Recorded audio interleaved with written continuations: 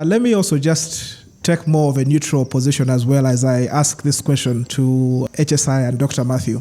Dr. Matthew, some liberalists say that we are losing more wildlife from other threats at even a faster rate than what we are calling hunting safaris. One of the biggest threats is the lack of enough land for large populations of people. Large populations are eating up a lot of habitats, especially on the African continent. But then you also have these populations of wildlife also multiplying, and they need land to exist. So you're talking about things to do with carrying capacity. But also you have another challenge, which is the case of communities in a continuous battle with wildlife.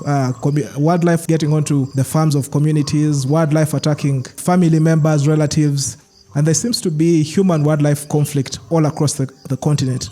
And if you did ask the Uganda Wildlife Authority, that is actually one of their biggest challenges to conservation. But you also have in some other parts of the world where you have animals just dying of natural causes. You're losing all those animals for free. There is no money that is coming in. Yet you've got someone who is saying, someone like Jens, who is saying, okay, let me just use the example of $750,000 in exchange for just shooting a few animals. And they say you can use this money in your anti-poaching campaigns, in your patrols. What would be your response to a discussion like that where people say, can't we sacrifice a few in exchange of conserving the bigger herd? Thanks.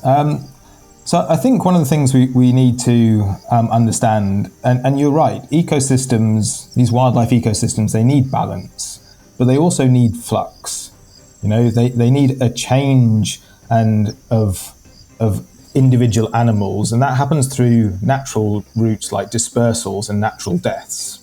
Okay, whether that's through predation or dying because of a lack of some water in the area, these deaths are natural. However, we're living in a world with a growing human population, and that's constantly consuming more and more physical space and demanding more resources. This is reducing the available natural habitat for these wild species. However, this doesn't mean that we should resort to a bullet to control these kind of problems. Wildlife shouldn't be seen as a panicker for these social economic issues. It's not a quick fix. These are short-term solutions that the trophy hunting industry is bringing. Killing and selling animals supports and encourages a trade industry around these animals, an illegal wildlife trade industry that builds up around these industries, and this further exacerbates the problem. What we need is smart, innovative conservation management, that can bring these patchwork of ecosystems together for the wild species. Now, there's a whole lot more where that came from. The full episode goes live this Sunday, the 12th of Feb, right here on the Jonathan Benaiah podcast.